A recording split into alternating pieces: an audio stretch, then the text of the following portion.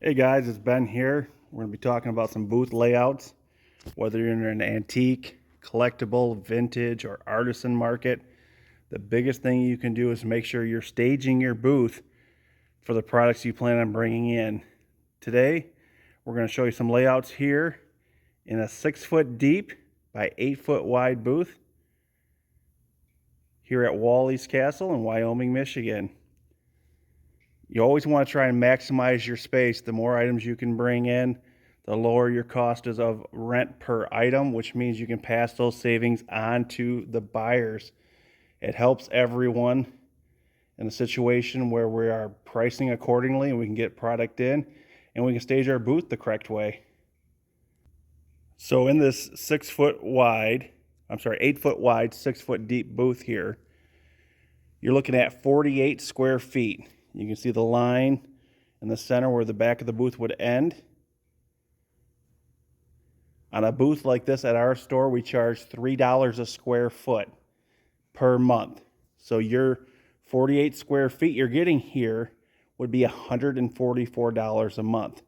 So ideally, you want to be able to stage it as best as possible for the products that you make or sell so that you can get as many products in there as possible to cut your costs down of per item per rent when you figure that out at the end of the month. You run a successful booth, you get the right amount of products in, it means you can lower your prices so that customers can get the deals passed on to them, and it's a win-win situation for everyone involved. If we're looking at this 6x8 booth here, and we plan on just putting furniture in there, whether it be a table like that or a chair like that, you're going to be looking at getting 4 or 5 pieces in here. If we're looking at 5 pieces in here at $150 in rent almost, each piece is going to have $30 in rent attached to it. Furniture can be a hard one to sell in booths like this because of the cost of rent. Here at our mall, we don't make our vendors work, so part of what you're paying in rent covers the vendors that do work as we pay select vendors that do work.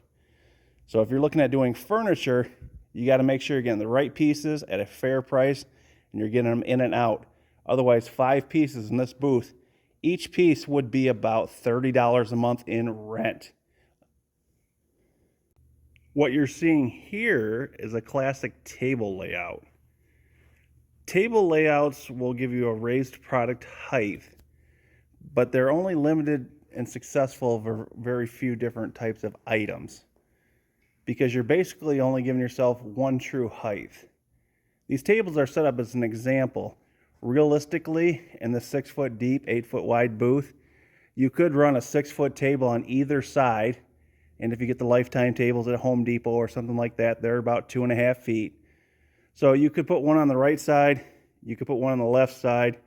That would be 5 feet of the booth. You'd have a 3-foot stripe down the middle. So this is kind of just trying to show that same principle here. If you were to do that, your tables are 2.5 feet wide by 6. That's going to give you 15 square feet over here and 15 square feet over there. So now you've taken your booth, which was 44 square feet, and you're using 30 square feet of it. When you figure your rent's $150 a month almost, and you're using about 30 square feet, you got to figure out that you're paying $5 a square foot now for the tops of the tables if you were to run a 6-foot long, 2.5 foot wide deep table on there. These kind of setups work great for stuff that you can flip through. If you're a magazine vendor, if you are a record vendor, if you are a comic vendor, these kind of booths make sense because you can fit so many product in a bin you can sort through at a table height. And it's very convenient for people to sort at a table height to search items that they're looking for versus bending over on the ground. So if you're doing this kind of layout where you're putting a table on left and right side, you're looking at $5 a square foot. If you also put stuff on the ground underneath it and divide it in half, you'd be looking at a cost of about $2.50 a square foot, because you're going to have your walkway where you can walk in, and you can't block that, but you can still use the underneath and the tops of the table. Your effective rate of rent would be $2.50 a square foot for the space you're using in this booth. I'll show you some examples of how you record vendors or comic vendors would do it, because ideally, if it's not a flippable product, this is not the best layout for your booth.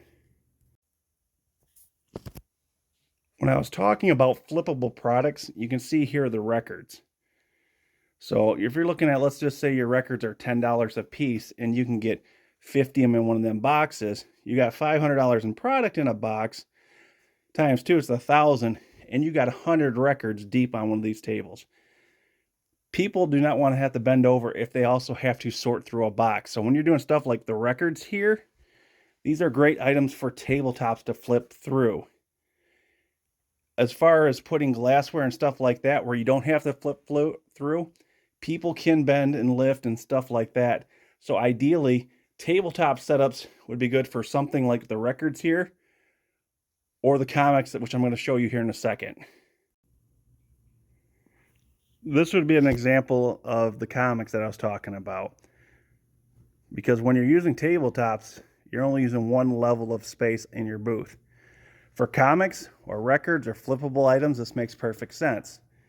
These long boxes with carded and boarded comics will hold about 250 to 275 comics.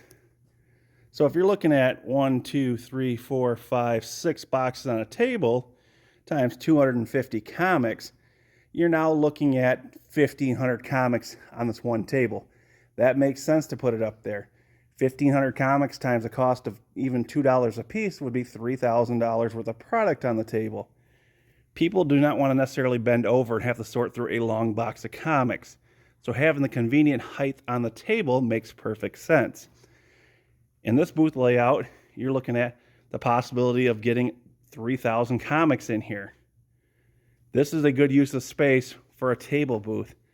This would, this kind of layout would not be ideal for glassware, cast iron pans, stuff that sits flat, because you're basically wasting the space above it without shelves. What you can see here is a full shelf out layout for a booth. What you're looking at is 4 of the NSF style shelves. They're common at Sam's Club or Costco. They'll run you about 120 bucks each. And then they add a pegboard on the back just to make sure the stuff don't fall off. And it also gives you the option to hang things. This layout you're looking at here will cost you about $620. So when you're starting out in a booth, there are starting costs that kind of can hurt you when you're starting out. But you look at, all right, I'm spending $600 on shelves. I'm going to try it for a year. It breaks it down to $50 a month. And the good thing about shelves like this is when you move out, people will probably buy them close to what you sold them for, as the shelf pricing's been going up year after year. So you can see 4 sets of shelves in here of the NSF Chrome tiered shelves. Each shelf is 1.5 feet deep by 4 feet wide. So what you're looking at is the equivalent of 24 shelves